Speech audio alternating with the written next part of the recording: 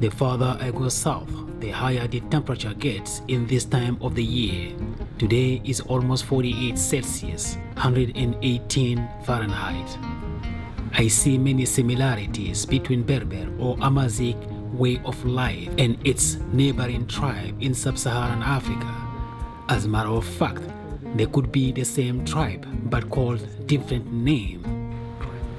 The Berber could not be that different from some of the native tribes like Tuareg, the Tamashek, the Hausa, the Zarma, the Fulla or Fulani around West Africa. They are all nomadic tribes moving from one place to another by using camels, cows or horses.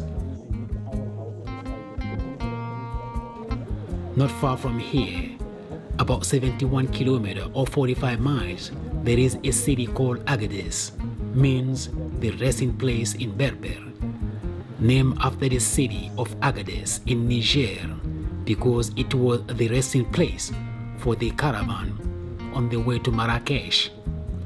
And with the arrival of the nomadic Arab traders from the Arab Peninsula, especially from Yemen, called the Bedouins, now you have two groups, whether you are an Arab or you are an Amazigh, and the Arabs became the most dominant traders in the desert.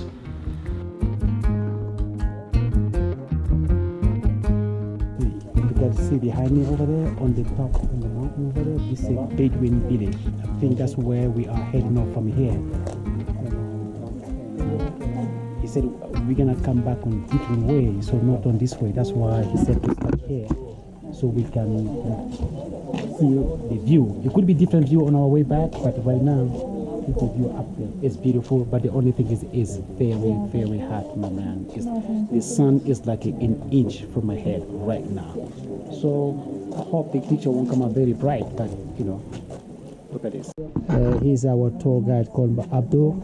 So he's the one gonna be showing us everywhere in this city. So this where you from, Abdul? Huh? This where you from? That's your town, hometown? Yes. Now we are in your village. Now we go for visit towards the village. Okay. Yes, And my guide here has one of the most preserved house in the village. Okay. We will get to that later on in the video. we climb more.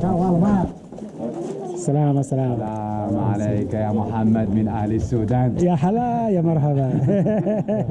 هلا كله افريقيا السودان. عندي تمبكتو. والله صحيح. هذا اللون هذا حلو، هذا لون هذا حلو. زيك حبيبي. لا بريك. مالي ايه اوريجينال مالي ايه اوريجينال ساحل عايش انا. ايه ما شاء الله. إلى موروكو. الله يبارك فيك. Many Berber here or Amazighs can trace their roots to Sudan, to Niger, to Chad, and especially to Mali. Ait Benhaddou is located in the foothill of the southern slope of the High Atlas in the province of Ouarzazate. It is the most famous czar in Ouarzazate region. Its architectural style is well preserved, and the construction materials are perfectly adapted to the climatic condition and are in harmony with the natural and social environment. That is why, with the extreme heat, but once inside, you feel cool all around you. Okay guys, he is telling us this village is a site of a movie spot. They shoot a lot of movies around here, like Lawrence of Arabia. Hollywood has been filming here since in the early 1960s. Films like Sodom and Gomorrah, Jesus of Nazareth, Marco Polo, The Mummy, The Gladiator, Alexander, Kingdom of Heaven, Babel, Prince of Persia, and part of the TV series Game of Thrones, and many more. And he was saying something also too, you know, because this village is very well known because when the caravan used to come from Mali, the northern part of Mali called Timbuktu, they stopped here for a lot of things. So then it became... This village was the resting place for the caravans from all over West Africa, especially from Timbuktu in Mali and Agadez in Niger. They will stay here for a few nights and will be on their way to the other parts of North Africa, especially Marrakesh.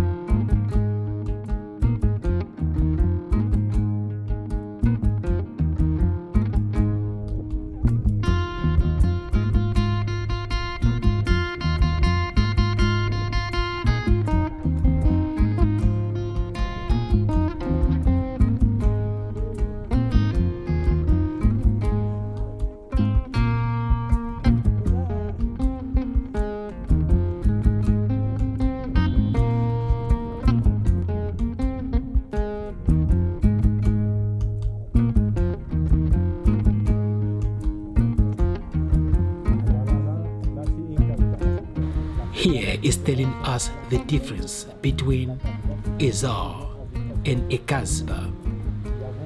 A czar in Berber is a fortified tribal village, while a kasbah is a fortified home made for the ruling family.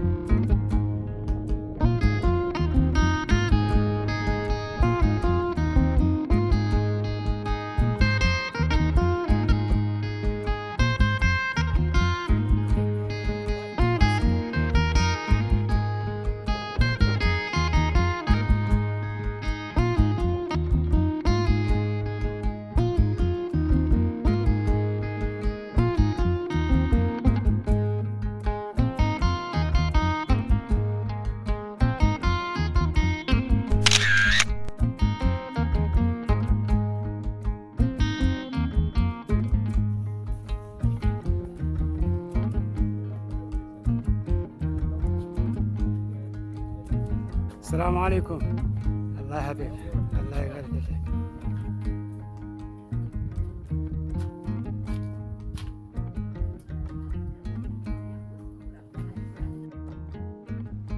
From Ait Benhaddou, we pushed far into the desert, about 248 miles deep into the Sahara, and the extreme heat did not discourage me from reaching my destination, because the anticipation of not knowing what might be at the end is much more important to me than the journey itself. So I kept pushing. Grazie mille. Grazie mille. Prego. All right, welcome to Merzouga. All right, guys, we are here now. This is the 2 days we've been running around to get here. This is Merzouga. It's almost 400 or 500 kilometers from Marrakesh. So now we're here. We're gonna be riding those camel, and we try to figure out, before the sunset. By the way, how do I look? I think I look great. Anyway, I don't have a microphone on top of this. So maybe it's gonna be windy, I don't know, but however, because I don't want to scare anybody off, so here we are.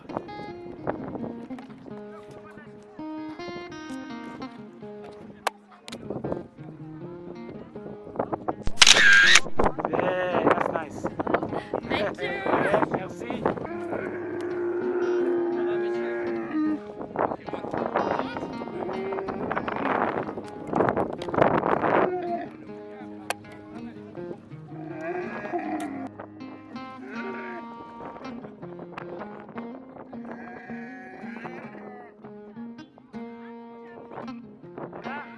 Merzouga is a small Moroccan town in the Sahara Desert, near the Algerian border. It is known as a gateway to a huge expanse of sand dunes north of town. Not only it was a transit point for merchants heading to Marrakesh from Timbuktu in Mali, but also it became later a popular destination for tourists.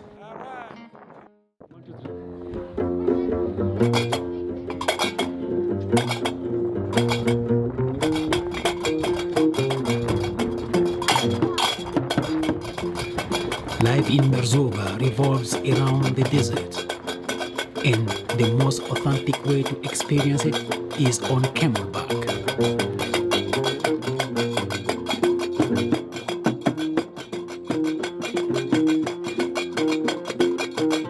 Being behind or on those camels, I couldn't stop thinking about the condition of those enslaved blacks who were shackled and dragged across the desert with the merchandise and goods under some of the most extreme heat, from one marketplace to another.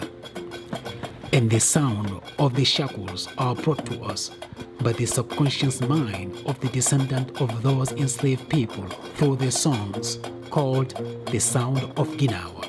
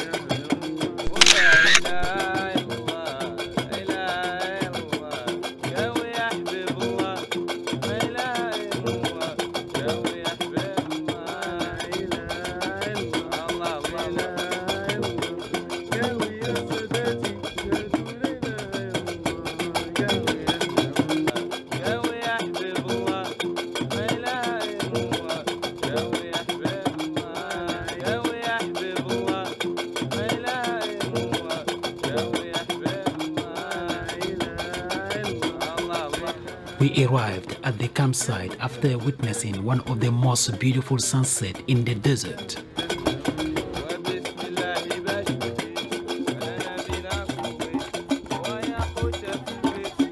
And then, after taking a shower and the dinner, we were invited by the local Berber to take part in their musical dance around the campfire.